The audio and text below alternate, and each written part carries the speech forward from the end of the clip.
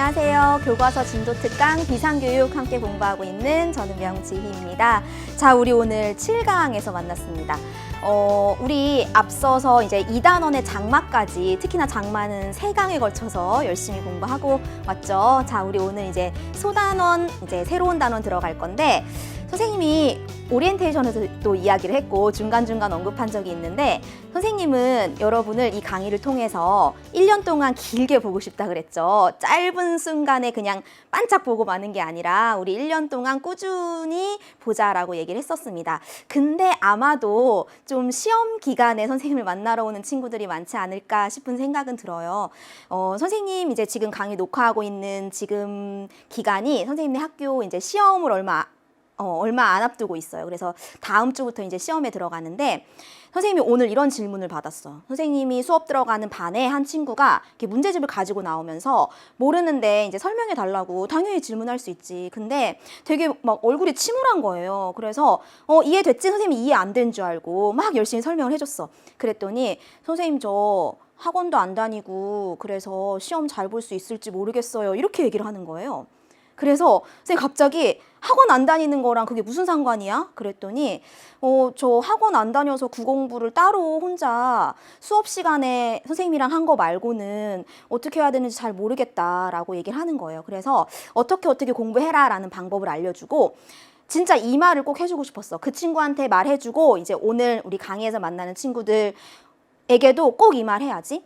학원 가서 공부하는 것이 곧 내 공부가 되고 내가 그걸로 성적이 무조건 올라간다 라는 게 중학교 때는 어느 정도 통했을지도 몰라. 근데 우리 고등학교 와서 처음 시험 보는 이제 중간고사라면 그럴 수도 있고, 이제 고등학교 공부 앞으로 3년 동안 해나갈 거잖아요. 그쵸? 고등학교에서 가장 중요한 건 자기주도 학습이야. 스스로 공부하는 거예요. 그래서 아마 뭐 야간 자율학습 하는 학교도 있고 할 텐데 결국은 혼자 공부하는 거예요. 그런데 학교 수업 열심히 듣고, 그쵸? 그런데 뭔가 선생님 저 학교 수업만으로 조금 뭔가 더 보충하고 싶은 뭔가가 필요해요. 그러면 EBS에 선생님 만나러 오는 거고, 그쵸? 그리고 혼자 복습하면서 문제 풀어보고, 이렇게 하면 고등학교 국어 충분히 할 수 있어요. 나는 학원을 못 다니는데 어떡하지? 라는 고민하면서 시간 보내고 괜히 주눅 들고 그런 친구들 없었으면 좋겠어요. 선생님이 학원을 예전에 이제 중학교 3학년 때인가까지 다니다가 이제 집안 사정 때문에 학원을 안 다니게 됐어. 그래서 그때 학원을 끊을 때 엄청 걱정을 했어요. 내가 성적이 뚝 떨어지면 어떡하지? 하면서 그런 걱정 때문에 사실 혼자 더 열심히 하기도 했지. 그랬더니 오히려 성적이 올랐어. 그래서 뭐 나는 학원을 못 다니니까 시험 잘 못 볼 거야 이런 주눅 드는 친구들 절대 없었으면 좋겠고, 부족한 부분 학교 수업 잘 듣고 선생님이랑 보충하면 되죠. 우리 자신감 갖고 중간고사 그리고 앞으로 이제 기말고사 대비하는 친구들이라면 계속 쭉 열심히 선생님이랑 같이 시험 대비할 수 있을 거예요. 아셨죠? 자신을 믿고 또 선생님 믿고 우리 오늘 열심히 해보겠습니다. 자, 그러면 7강 우리 시작할 건데 오늘 새로운 소단원 들어가는 날이죠. 한눈에 먼저 우리 오늘 뭐 배울지 확인하면서 시작해 볼게요. 자, 여전히 2단원이고요. 2단원 문학의 4가지 빛깔인데, 자, 우리 문학 배우고 있는데 선생님 요 표 자주 보여드리고 있죠. 소단원 시작할 때마다. 자, 문학의 4가지 빛깔 여기 있다. 그쵸? 우리 이 중에서 서정갈래 배웠습니다. 향수 배웠고, 서사갈래 지난 시간까지 장마 공부했어요. 그리고 오늘은 이제 극갈래 들어가는 날입니다. 극이라는 게 어떤 갈래인지, 그리고 극 안에 희곡과 시나리오라는 게 있는데 이런 용어가 좀 낯설 수 있어요. 특히나 뭐 시, 소설 이런 것들은 중학교 때도 많이 접해봤을 텐데 극이라는 건 아마 좀 낯선 친구들도 많이 있을 겁니다. 그래서 우리 오늘 이 극이 무엇인지에 대해서 먼저 개념 정리하고, 그리고 나서 이제 교과서에 수록되어 있는 시나리오 작품 같이 공부할 거예요. 그래서 이제 우리 극 공부하고 교술까지 하면 문학의 4가지 빛깔에 대해서 다 공부하는 게 되는 거죠. 많이 왔어요. 잘 따라왔어요. 자, 그러면 우리 오늘 국어의 눈뜨다 시간을 통해서 극에 대한 개념 살펴보도록 하겠습니다.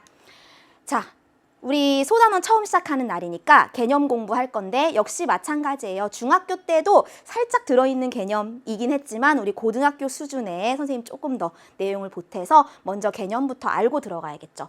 자, 극이라는 건요, 무대 상영을 목적으로 하는 문학 작품이에요. 그래서 사실은 우리가 시나 소설은 독자가 작품을 읽게 하는 게 목적이에요. 그쵸? 근데 극갈래는 왜 쓰느냐 하면 독자가 그 극을 그냥 눈으로 읽을 수도 있어요. 하지만 그것보다는 뭐가 목적이야? 연기자들이 그걸 공연하게 만드는 것. 그래서 연극이나 영화로 만들어지기 위해서 쓰는 문학작품이 바로 극갈래입니다. 그래서 일단은 무대 상영을 목적으로 한다라는 거고요. 무엇을 내세우지 않고 등장인물의 무엇과 무엇을 통해 사건을 직접 보여주는 갈래다 했습니다. 자, 이 앞에 들어갈 말은 우리 소설 단원에서 굉장히 자세하게 배웠어요. 소설에서 사건을 바라보면서 우리에게 전달해주는 사람이 있었어요. 그 전달해주는 사람은 사건 안에, 그 작품 안에 인물일 수도 있고 아니면 작품 밖에 있는 사람일 수도 있었죠. 누구였죠? 그치, 서술자. 서술자를 내세우지 않고 그럼 극갈래에는 서술자라는 사람이 없어. 그쵸? 이 작품 안의 이야기를 우리에게 전달해주는 사람이 따로 설정돼 있지 않아요. 왜? 어차피 인물들이 연기를 할 거거든. 그쵸? 그러면 우리는 그 인물들이 하는 말, 그리고 행동을 보면 그냥 그것만 따라가면 사건이 어떻게 이루어지는지를 직접 알 수 있게 되는 거죠. 그래서 등장인물의 말, 대사라고 하죠. 대사와 등장인물이 하는 행동을 통해서 사건을 직접 보여주는 갈래다라는 겁니다. 그래서 우리가 직접 봄으로써 사건의 진행을 파악할 수 있죠. 극갈래의 종류는 크게 두 가지예요. 연극의 대본을 뭐라고 부르냐면 요 용어 좀 낯설어 하더라고요. 희곡. 연극 대본이 희곡이고 영화의 대본은 시나리오입니다. 그래서 극 안에는 이렇게 두 가지의 대본이 있다 하는 거. 연극과 영화는 장르가 좀 다르잖아. 그쵸? 그러니까 아마 요 두 갈래에도 같은 극이지만 좀 차이점이 있겠다. 그쵸? 큰 틀은 같지만 그 안에 세부적인 차이점이 있겠구나라는 거 짐작할 수 있죠. 자, 그러면 우리 극문학 전체적인 특징을 먼저 보도록 할게요. 무엇의 문학 이렇게 보통 이야기를 해요. 극이라는 것은 일단 서술자가 없어. 그쵸? 그래서 소설과 같이 서술이나 묘사에 의해 이야기가 진행될 수 없다. 서술자가 없기 때문에 서술자가 무슨 역할을 하냐면 그 사건을 직접적으로 서술해 주거나 아니면 그 상황을 묘사해 주는 역할을 서술자가 해요. 근데 서술자가 없어. 그러니까 누가 직접, 그쵸? 등장인물이 직접 등장해서 말과 행동을 함으로써 보여주는 형식으로 진행된다. 우리 앞에 봤던 말이랑 똑같아요. 그래서 이러한 특성 때문에 소설과 구별해서 극문학은 대사와 행동의 문학이다 라고 이야기합니다. 대사와 행동으로 보여주는 문학이라는 점에서 일단 소설과 좀 다르다. 그쵸? 그리고 직접 보여줘야 돼. 그쵸? 연기자가 연기를 해서 지금 눈앞에서 이 상황이 벌어지는 것처럼 우리에게 알려줘야 되는 거예요. 그쵸? 그러다 보니까 모든 사건을 지금 눈앞에 일어나는 것처럼 현재화하여 보여줄 수밖에 없다. 만약에 과거를 회상하는 장면이라 하더라도 뭔가 배경은 과거로 뿅 바뀔 거야. 근데 그 과거 속에 들어가서 등장인물들은 그 과거 속에서 일어났던 일을 또 현재 진행형으로 표현을 하는 거예요. 그렇죠? 그러니까 우리는 저게 시간은 과거지만 지금 우리가 다 같이 과거로 넘어가서 그렇죠? 그 과거의 그 장면을 보고 있는 것처럼 생각할 수 있도록 모든 상황을 현재화시켜서 표현을 합니다. 그렇기 때문에 우리 이 부분에 들어갈 말은 현재 진행형의 문학이다. 진행형의 문학. 이라고 표현을 합니다. 그래서 극문학의 특징 그러면 대사와 행동의 문학 그리고 현재 진행형의 문학이라고 보통 이야기를 합니다. 자, 그러면 극의 구성 요소 한번 볼게요. 우리 이제 극작품을 직접 읽어볼 거야. 그쵸? 그러니까 이 구성 요소에 대해서 정확하게 파악하고 있어야 돼요. 일단 지금 빈칸이 굉장히 많은데 우선 우리 영화나 연극 본 친구들도 아마 요즘 선생님 이제 요 수업하면서 교실 들어가서 연극 본 적 있는 사람 손 들어봐 했더니 굉장히 많은 친구들이 손 들더라고요. 선생님은 연극을 대학교 가서 처음 봤었는데 요즘은 많이 이제 보편화돼서 중학생일 때 연극 봤다라고 얘기하더라고요. 뭐 연극도 본 친구들 있을 거고 영화는 뭐 대부분 친구들이 다 봤죠. 그러면 영화나 연극에서 주인공들이 혹은 등장인물 모두가 우리에게 사건을 어떻게 전달해주나라고 생각해보면 말을 해. 그쵸? 서로 말을 주고받아야 우리가 어떤 생각을 하고 어떤 사건이 전개되는지를 알 수 있는 거잖아. 그쵸? 그래서 우선 첫 번째 구성 요소는 등장인물들이 하는 말이에요. 그 말을 뭐라고 불러? 이 전체 칸이 바로 대사예요. 대사. 근데 대사의 종류가 이렇게 세 가지로 나누어진다는 거예요. 그럼 볼게요. 2명 이상의 등장인물이 서로 주고받는 말 그랬어요. 서로 주고받는데 자, 말은 혼자 할 수도 있잖아. 그쵸? 근데 그게 아니라 인물들끼리 서로 주고받는 말, 대사 중에서 대화겠죠. 대화. 근데 등장인물이 상대어 없이 혼자 하는 말이야. 영화나 연극에서는 사실 이 인물이 어떤 생각을 하는지 그냥 입국 닫고 생각만 하면 우리가 알 수가 없잖아. 그쵸? 그러니까 등장인물이 하는 생각이나 심리 상태를 이렇게 혼잣말로 드러내줘야 할 필요가 있을 거예요. 그쵸? 그래서 상대어 없이 혼자 말을 하는 그 대사는 독백이라고 불러요. 독백은 뭐 우리 그게 구성 요소 아니더라도 실제 생활에서도 들어본 적 있을 거예요. 독백, 혼자 하는 말. 근데 요건 좀 낯설어. 보자. 관객에게는 들리지만 다른 인물에게는 들리지 않는 것으로 암묵적인 약속이 이루어진 말이라고 했어요. 자, 이런 거야. 연극 무대에서 등장인물이 여러 명 나와 있어. 여러 명 나와 있는데 어떤 인물 한 명이 얘기를 했어. 대사를 했어요. 근데 옆에 인물들은 아무도 못 들었다라고 약속을 하는 거야. 실제로는 들리지. 왜냐하면 연극 무대에서 한 인물이 대사를 하면 그걸 누가 들어야 돼? 그쵸? 관객들이 들어야죠. 그래야 뭔가 전달이 되는데 관객은 꼭 들어야 되는 대사야. 근데 옆에 인물들은 들으면 안 되는 말인 거지. 근데 자연스럽지가 않아 이건. 그쵸? 원래 그냥 그 상황에서는 모두가 들을 수 있어. 하지만 그게 진행상 옆에 인물들은 못 들었다라고 약속하자라는 대사가 있어요. 그게 방백이라는 겁니다. 사실은 이게 좀 부자연스럽잖아. 그쵸? 약속이야. 우리는 못 들었다고 칠게 라고 하는 거거든. 뭐 예를 들면 뭐 연극 장면에서 이런 게 있다고 치자. 담벼락을 사이에 두고 지금 도둑이야. 도둑이 담벼락 바깥에 내가 이제 담을 넘어야 돼. 그래서 숨어 있어. 그리고 요 안에 담 너머에 집주인이 있다고 치자. 근데 이 도둑이 이제 담을 넘어야 된다 하고 대기를 하고 있는데 갑자기 전화가 오는 거야. 전화가 와서 아 이걸 어떡하지? 하면서 받아서 조용조용하게 통화를 했겠죠. 근데 연극 무대에서 되게 조용조용하게 말을 하면 관객한테 들려 안 들려? 안 들리잖아. 그쵸? 그러니까 좀 크게 얘기를 해야 돼. 관객에게 들려주기 위해서. 근데 이 전화의 내용을 안에 집주인까지 다 들었다고 해버리면 도둑인 게 다 들통나잖아. 그쵸? 그러니까 좀 크게 말했다 하더라도 안에 있는 집주인은 못 들었다라고 가정하고 그냥 극이 진행되는 거예요. 이러한 약속이 이루어진 대사를 방백이라고 해요. 주로 어디에서 쓸까? 영화에서 갑자기 화면에 대고 이 배우가 관객한테만 막 말을 하면 너무 이상하겠지. 그래서 이 방백은 주로 희곡에만 거의 대부분 쓰이는데 약간 부자연스러우니까 또 현대 희곡에는 많이 안 쓰긴 한다고 해요. 그래도 이제 우리 희곡만의 특징이기 때문에 가끔 물어보는 경우가 있어요. 그래서 대화, 독백, 방백을 이제 대사로 묶어볼 수 있고요. 그 다음에 등장인물의 동작이나 표정이나 말투를 지시하는 것, 지시한다. 그쵸? 그래서 지시문이라고 부르죠.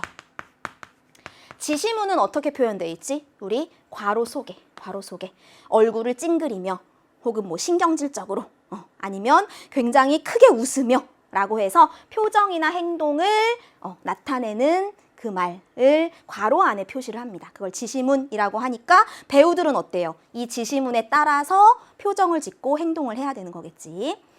자, 그 다음에 희곡의 가장 앞부분에서 배경, 무대 장치, 등장인물을 설명한다. 이거는 뭐 꼭 희곡뿐만 아니라 당연히 뭐까지 포함이야.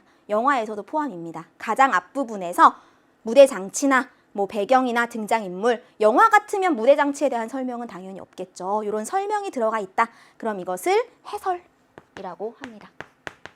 그래서 극의 구성 요소는 크게 대사, 지시문, 해설 이렇게 나눌 수 있고 우리 뭐 이제 읽으면서 시나리오 읽으면서 지시문, 대화, 독백 이런 거 아마 확인할 수 있을 거예요. 해설, 영화에서는 나레이션이라는 부분도 있긴 한데 그런 것들 한번 확인해 보도록 하겠습니다. 자, 그 다음에 이제 우리 희곡과 시나리오 두 가지가 극의 갈래, 세부 하위 갈래라고 했는데 거기에서 일단 시나리오의 특징 한번 보도록 할게요.